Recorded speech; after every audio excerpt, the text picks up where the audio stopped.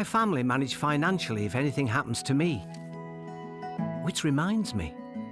Welcome to British Seniors, the UK's #1 rated provider of over 50s life insurance. Hi, I'd like a quick quote, please. We're proud to offer our seniors lifetime guarantee. With 100% of claims having been paid, we guarantee your premiums will never go up and that you'll speak to one of our specialists in the UK. UK residents aged 50 to 80 are guaranteed to be accepted. Depending on your age, your loved ones can get a cash payout up to £10,000. And that money could help with my funeral costs, or as a gift for my granddaughter. I'll do it. Plus, when you sign up, you'll receive a £135 gift card and free 24/7 GP advice and health services. Be proud to protect your loved ones with British Seniors. To get a free quote today, call our UK team on 0800 977 6843 or visit britishseniors.co.uk.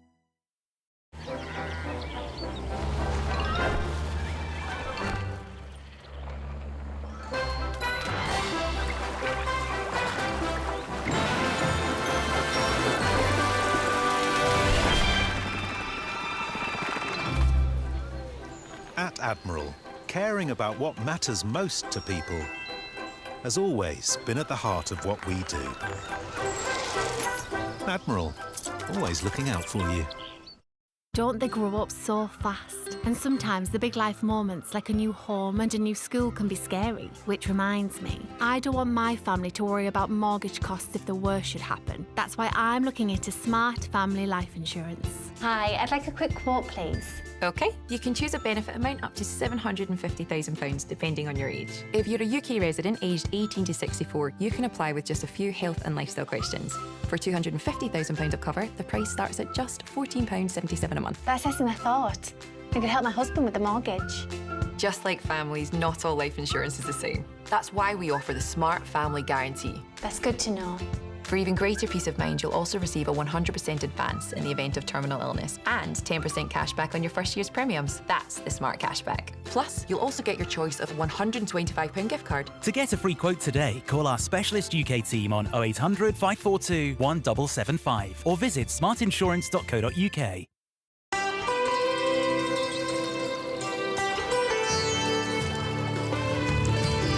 Sometimes it's the little things that remind us of them.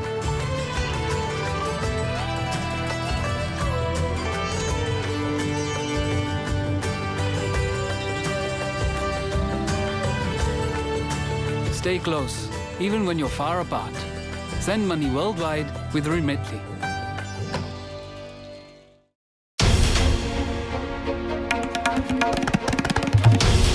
This is NDTV, and you're watching NDTV 24/7.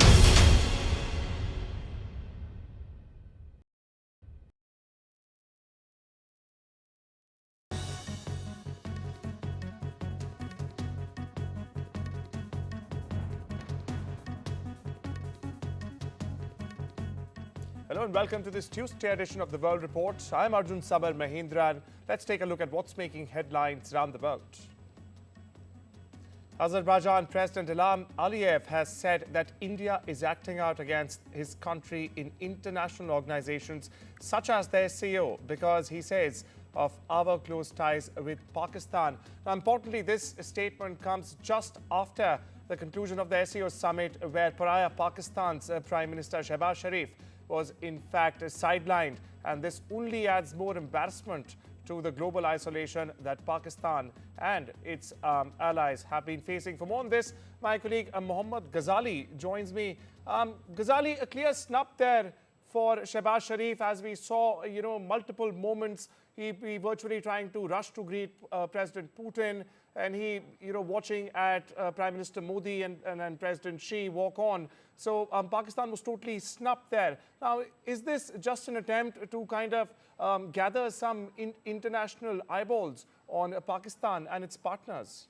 See, it's snub for both, not just for Pakistan, but for Azerbaijan as well. It was invited as an observer state for the SCO summit, and the president himself shared with Pakistan's Prime Minister, Mr. Sharif, on the sidelines of the SCO summit, that how India has been blocking its membership or its onboarding onto the SCO membership, citing the reason that how Azerbaijan was assisting Pakistan during Operation Sindoor. And Prime Minister very categorically in his opening remarks during the SCO summit has clearly pointed out that any state which is backing terror should be condemned by one and all. Territorial integrity is something which is supreme and should be the priority of all the member states. And perhaps that is why it's a perfect lesson for all the states, not just Azerbaijan, but anyone who was assisting Pakistan during Operation Sindoor, for shielding them and not holding them responsible for the Pahalgam terror attack.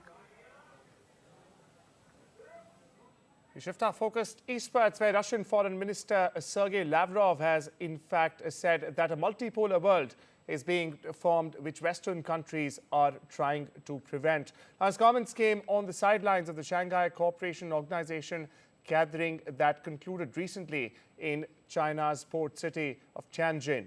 Lavrov said that the main result of the summit is the determination of the member countries to stay competitive and quote-unquote focus on defending legitimate interests. Listen in.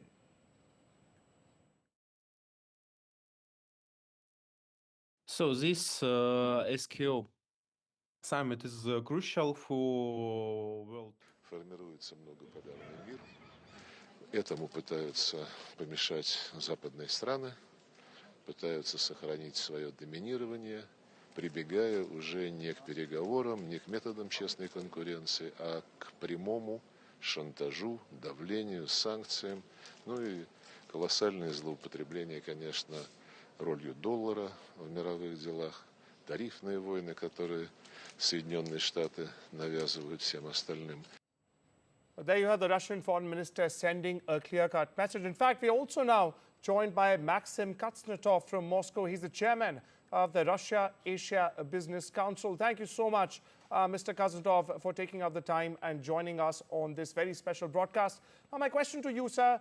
Now, India, China, Russia, Troika, as it's called, and we got to see it once again in the very face of Trump's constant tariff threats. Now, how important is this SCO summit? Has this SCO summit been?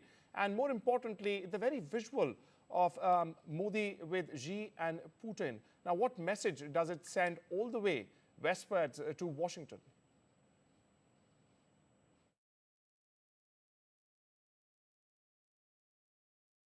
So this SKO summit is crucial for world political agenda. It demonstrates that both three greatest Eurasian superpower, India, China, and Russia, demonstrates unity against United States and demonstrates unity against U.S. disrespectful attitude to new Eurasian countries, to new Eurasian superpowers in the field of tariffs and sanctions. US demonstrates double standards in different fields, and Russia and Soviet Union faced with it earlier. China faced it after it, and now India faced with US double standards too. And all three countries stands together against this neo-imperialism policy of United States. And Russia and India and China all demonstrates unity and cooperation against this kind of new neo-imperialism demonstrated by United States. Now we switch gears and shift our focus westwards to Washington, where White House trade advisor Peter Navarro has once again, viewers, escalated his criticism of India. Now this time he's calling Prime Minister Narendra Modi's engagement with Russian President Vladimir Putin and Chinese President Xi Jinping a strategic mistake. He said, and I'm quoting here, "It's a shame to see Modi getting in bed with Xi Jinping and Putin." He added, "We, as in the US, hope he comes around and seeing that he needs with us and not Russia." Now, Navarro's comments also reflected frustration with India's geopolitical balancing act. He said India has been in a cold war and sometimes a hot war with China for decades.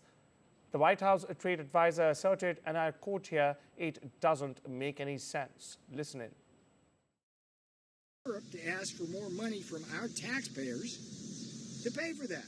That's crazy. So the road to peace in many ways runs at least partly through New Delhi. It's time for Modi to step up. I have great respect for Modi. I love the Indian people. It was a shame to see Modi getting in bed as the leader of the biggest democracy in the world with the two biggest authoritarian dictators in the world, in Putin and Xi Jinping. So we hope that the Indian leader comes around to seeing that he needs to be with us and Europe and Ukraine and not with Russia on this, and he needs to stop buying the oil.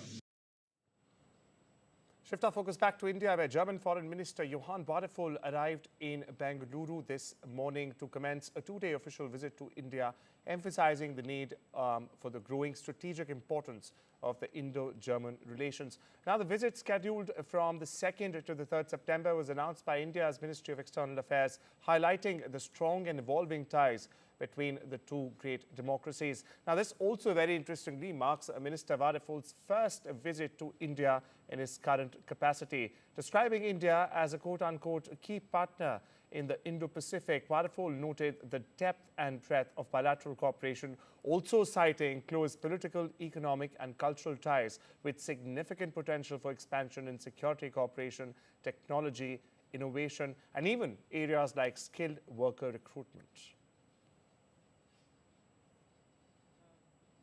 According to the United Nations Humanitarian Agency, helicopter teams are searching remote villages in Afghanistan for survivors of a magnitude 6 earthquake that struck on Sunday and in fact has left more than 800 people dead.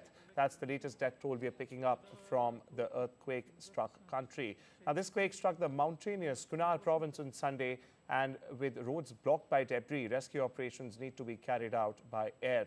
The death toll, we are getting to learn, could very well rise significantly, as many are still feared to be trapped under the rubble and the debris, while officials report entire villages being wiped out or destroyed altogether. Meanwhile, India has sent food and relief material, including tents. Neighbors China has also pledged support. We get you more. The earthquake magnitude 6 happened at around midnight Sunday, which jolted eastern provinces of Afghanistan, including Nangarhar and Kunar. In particular, the damages were a lot more in Kunar provinces, jolting and shaking houses in 6 districts, and 1 district was affected in Nangarhar province. Children and women are among these casualties. They need the help, especially with the medicine, with the food, with shelter. I, on behalf of Afghan people, do thank India for its effort to try to reach the Afghan people for help. Actually, India's Foreign Minister, Jaishankar, has extended its condolence and the condolence of the Indian people to Afghanistan and Afghan interim government for help, and also its condolence. He has promised Afghan people, especially those affected, with emergency aid, including tents, 1,000 tents, 15 tons of food, and additional medical support. On to the latest in the ongoing Israel-Hamas conflicts. Now, viewers, more explosions were seen in Gaza in the early hours of Tuesday. This after Israel launched strikes across the Gaza Strip on Monday, killing at least 31 people. Now, the strikes come as the Israeli military pressed ahead with a major offensive in the territory's largest city, according to the Palestinian health officials. Airstrikes and artillery shelling have echoed through Gaza City since Israel declared it a combat zone last week. Meanwhile, Israel says it's only targeting militants and blames Hamas, in fact, for the civilian casualties, because it says the militant group, now largely reduced to a guerrilla organization, operates only and only in densely populated areas. Meanwhile, starving Palestinians attempted on Monday to secure meager portions of food at a soup kitchen in Khan Yunis while they clutched empty pots, as you see on your screens right now. Now, the famine report in August by the Integrated Food Security Phase Classification said nearly 500,000 people, that's about 1/4 of Gaza's population, in fact, face catastrophic hunger. with many also at the risk of dying from malnutrition-related causes. Palestinians on their part, many displaced by war multiple times over now, face twin threats of combat and hunger. Here's more. احنا اليوم بنعيش وضع صعب، لا في اكل ولا في شرب، رغم المساعدات اللي بتيجي، مساعدات بتيجي من الطيران، لكن ما بنستفادش منها، بتيجي من المعابر، ما بنستفادش منها، بيسيبوها اليهود لمين؟ Stay with the region, viewers, where a flotilla headed to Gaza departed Barcelona for the second time after being forced back to the port after a storm hit parts of Spain overnight. A day prior, that's on Monday. Now, the global Sumud flotilla consists of around 20 boats with participants from 44 countries. This flotilla is the largest attempt yet to break the Israeli blockade of the Palestinian territory by sea. Now, it also comes as Israel has stepped up its offensive in Gaza, virtually limiting deliveries of food and even basic supplies in the north of the Palestinian territory. Meanwhile, over in the U.S., dozens of protesters took to the streets in cities from coast to coast, or the west coast to the east coast on Labor Day to criticize President Donald Trump and demand a living wage for workers. Chants of Trump must go now echoed in the streets outside the president's former home in New York City, while protesters gathered outside a different Trump tower in Chicago, yelling "No National Guard" and "Lock him up." At one point, a woman got out of a vehicle with Iowa plates in Chicago to shout "Long live Donald Trump" over and over again, resulting in a brief confrontation as the protesters in fact responded with shouts of their own to drown her out until she left a few minutes later. That did not in fact deter these protesters. Large crowds meanwhile also gathered in capital DC and San Francisco. Over in Brazil, across the southern border, supporters of former Brazilian President Jair Bolsonaro and his sons on Monday gathered for a vigil ahead of his trial next to the condominium where he's under house arrest currently. Bolsonaro's son, Jair Renan and Carlos, greeted the group, thanking them for their support in a crucial time for their father. Now, viewers, the verdict and the sentencing phase in the coup trial of the former Brazilian president, in fact, begin on Tuesday. That's today at the Supreme Court in capital Brasilia. The embattled leader faces a possible conviction of more than 30 years or 3 decades in prison for his alleged attempt to stay in power despite losing his re-election bid back in 2022. Meanwhile, a 5-justice panel will also have until September the 12th to deliver their decision. We also caught with O Globo's reporter Felipe Berini to understand exactly what's and how much is at stake in Brazil. Listen in. What's the importance, the sheer importance of this trial, and how does this trial affect the public's trust in Brazil's judiciary? Actually, you mentioned this is perhaps one of the most expected events in 2025. There is a major investigation, an open investigation, a lot of evidence, a lot of testimonies. It's about one of the most dangerous and most dangerous and more severe moments against our democracy since our democratization, since the end of the dictatorship. So there is a massive interest about this trial, because Bolsonaro is a leader of a political movement that strikes in front, right? That battles against Workers' Party, Lula's party, left, and so. There is the recent polls that show that there is support for the process, the investigation, and the trial. Most analysts, they using sources inside the Supreme Court, they say he will probably be convicted, but we don't know the details of the conviction. We stay with the region where Venezuelan President Nicolás Maduro has said that he would declare a republic in arms. Now, this if the U.S. attacks Venezuela. His comments at a news conference followed the U.S. boosting its maritime force in the Caribbean to combat drug cartels. America has not indicated any planned land incursion yet, but Venezuela has said it's deploying troops along its coast and border with Colombia. Now, Maduro, in fact, also called the U.S. deployment an extravagant, unjustifiable, immoral, and absolutely criminal bloody threat. Listen in. Esta rueda de prensa es muy importante porque Venezuela está enfrentando la más grande amenaza que se haya visto en nuestro continente en los últimos 100 años. 8 barcos militares con 1.200 misiles y un submarino nuclear apuntan a Venezuela. North Korean leader Kim Jong-un is heading to Beijing by train on Tuesday to attend a military parade with his Chinese and Russian counterparts, North Korea's state media has reported. Now, the event could demonstrate their potential three-way unity against Washington, Donald Trump, and the United States. Kim and Russian President Vladimir Putin are among, in fact, the 26 world leaders who will join Chinese President Xi Jinping to watch Wednesday's massive military parade in Beijing that commemorates the 80th anniversary of its end of World War II and China's fight against Japan's wartime aggressions.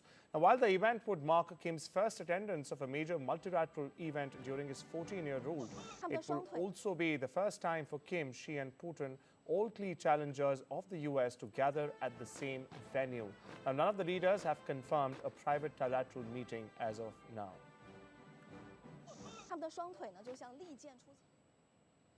Dozens of voters in Guyana stood in line by dawn on Monday to participate in what many say is the South American country's most consequential election in decades. Now, given whichever party wins the overseas $10 billion in annual revenue from offshore oil and gas production. In recent years, for perspectives, the country has transformed from a country traditionally dependent on gold, sugar, rice, bauxite and timber to one reaping the windfall of nearly 900,000 barrels of oil produced every day. Over in Thailand, viewers, the opposition has amped up pressure and has pledged to, in fact, push for snap elections following the unceremonious ouster of Prime Minister Pathongtham Shinawatra. They've intensified the country's political turmoil. Thailand's constitutional court, meanwhile, on Friday dismissed the Prime Minister Shinawatra, ruling that she violated ethics rules in a phone call with a high-ranking Cambodian official, which happens, in fact, to be the ex-Cambodian Prime Minister. Now, in a 6-3 vote, the judges found that Shinawatra's conduct in a June 15 call with Cambodia's former leader, Hun Sen, compromised national interests. Thai news outlet Machichon's online's Superwith Jiang Rung Sen unpacks what's at the very center of this controversy that has snowballed into a full-blown constitutional crisis in Thailand. There's a political turmoil. The Prime Minister has been ousted. Where does Thailand's democracy stand right now, and where does it go from here? Supabit. Okay, the start of the conflict was that there was a fighting along the borders of Thailand. I think in around 3 or 4 places around the border, and then both sides claimed that each other side attacked first. But I think Thailand do still have like quite evidence that Cambodia hit first. But then Pathongtham Shinawatra, the Shinawatra family is quite close to Hun Sen's family. So what she was trying to do was that she tried to use her close relationship with Hun Sen to try to calm the tension down. So I think if she were to call Hun Sen or negotiate with him openly, I think the result might be a bit more less severe. But she had like a private telephone call which Hun Sen leaked. First of all, the telephone call released, I think it's not illegal, but it's against the norm. So you shouldn't be doing that. But what Pathongtham Shinawatra, what she was saying in the phone call, she called a military commander who proceed along the border of Thailand and Cambodia. She called him, he's not from our side. He's not from our side, don't listen to him. All right, so the Prime Minister of Thailand, in a private phone call with the ex-Prime Minister of Cambodia, who's at the center of this controversy, is criticizing her own military general, saying do not listen to him, do not listen to whatever he says. Because he's not on our side. He's not on our side. Yeah, so, and she told Hun Sen, if you need anything, please tell me. And all of this, the controversy broke out because this happened in isolation, away from the public. Yeah, so that's fishy. That is the suspicious thing about that. Iraq's Prime Minister presided over the official reopening of the historic Al-Nouri Grand Mosque and its leaning minaret in the heart of Mosul's old city on Monday. Now, it's 8 years after the mosque was destroyed by Islamic State militants. Viewers, for some 850 years, the leaning minaret of the mosque stood as an iconic landmark. But in 2014, ISIS leader Abu Bakr al-Baghdadi declared the so-called caliphate there by delivering a Friday sermon and leading prayers. The terrorist group later destroyed the mosque by detonating explosives inside the structural dome as it faced defeat in battle with Iraqi military forces for control of the city in 2017. Well, it's time we step into a short break. News continues on the other side.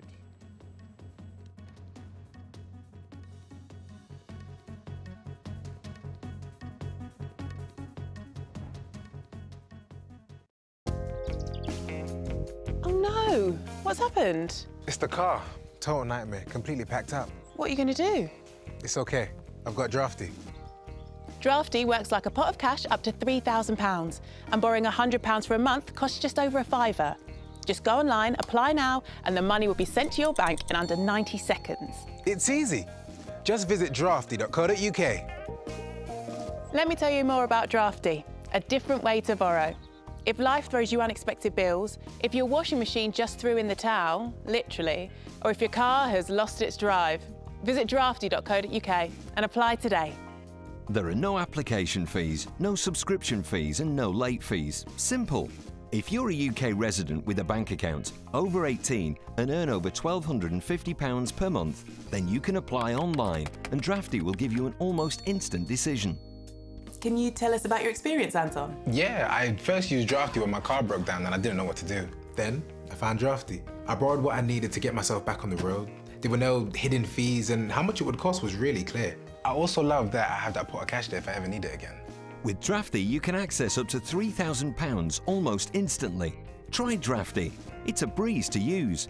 And borrowing £100 for a month costs just over a fiver. Visit drafty.co.uk to apply online today. Drafty give you a personal credit limit so you can make withdrawals when it suits you. And they help you stay in control with repayment reminders, updates on your credit limit and ways to save money.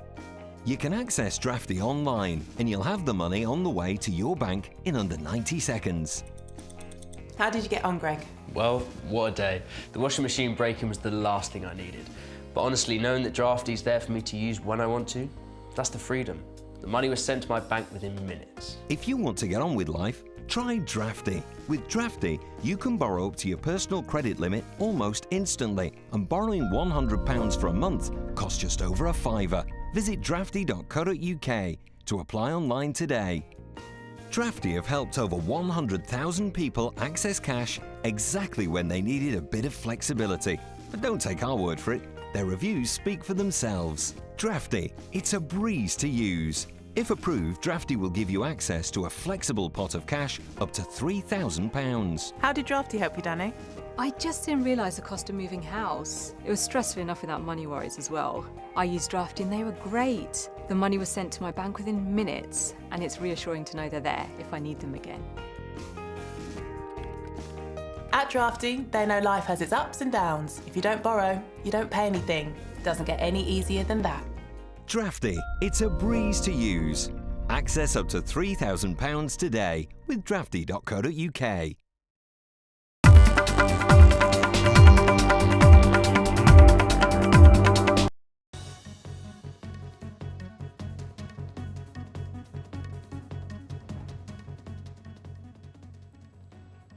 Welcome back. You're watching The World Report on NDTV. We shift our focus to the business, to the world of business, where Nestle investors were pitched back into choppy waters on Tuesday. Now, this after the Swiss food giant changed its CEO for the second time in less than a year. It ousted boss Laurent Frexy over an affair he had with a subordinate.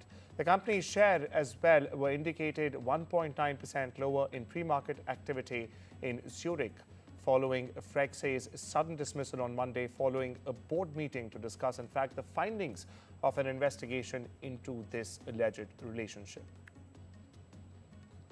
And there's big news in the world of sports. India and Nigeria have officially thrown in their hats in the ring to host the 2030 Commonwealth Games. And it's not just any edition, viewers. This one marks the 100th anniversary of the Games, making it a major milestone in global sports history. Now, the Commonwealth Games Federation or the Commonwealth Sports Federation announced that both the countries had submitted their formal proposals right on time by the 31st of August deadline, that is. Now, these bids follow a wave of interest from countries around the world, all eager to be a part of the Games' next chapter. An expert evaluation commission will now review the bids and meet with both countries in London later this month.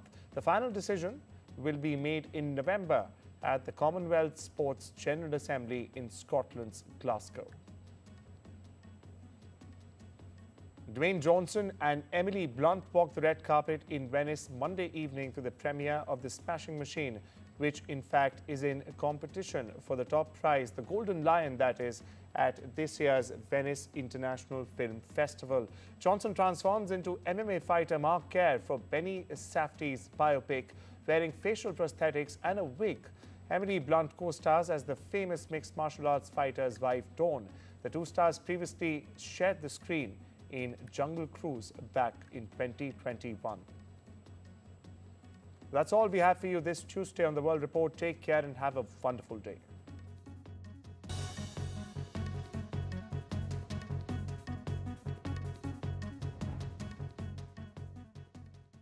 Rajasthan is history, culture, and much more.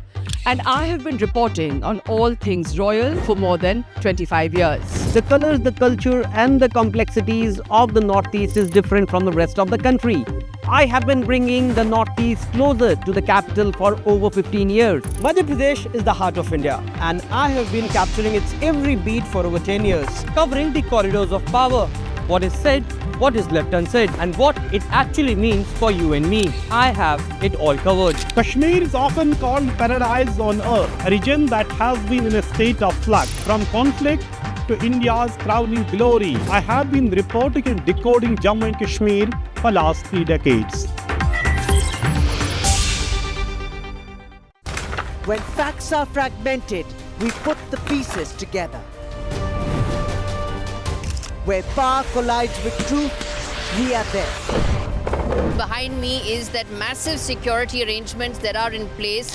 Behind fractured boundaries, we clear the fog of war. Fault lines with Gauri Dwivedi, only on NDTV World. In today's interconnected world, India's voice is more crucial than ever. When India speaks, the world listens. At NDTV World, we are that voice, bringing you intelligent and insightful news from India and beyond. From geopolitics and diplomacy to economic shifts, migrations, tech disruptions, and the stories of our diaspora. We cover the news that shapes our global future. NDTV World. Your new home for global news is here. ये क्या हुआ उसका जवाब है नहीं हमेशा वो शब्दों के हेर फेर में ही काम करना चाहते हैं ना कि वास्तविकता काम में मंच से गाली दी गई है ना प्रधानमंत्री उसी को रिस्पॉन्ड करे और वो आपका मंच था राहुल गांधी की यात्रा का मंच था क्यों नहीं आप लोग एक्सेप्ट करते हैं कि हाँ गलती हुई है देखिए फिर वही बात है भारत जोड़ो आंदोलन के समय मैं फिर आपसे कह रहा हूं भारत माता के साथ गद्दारी करने वाले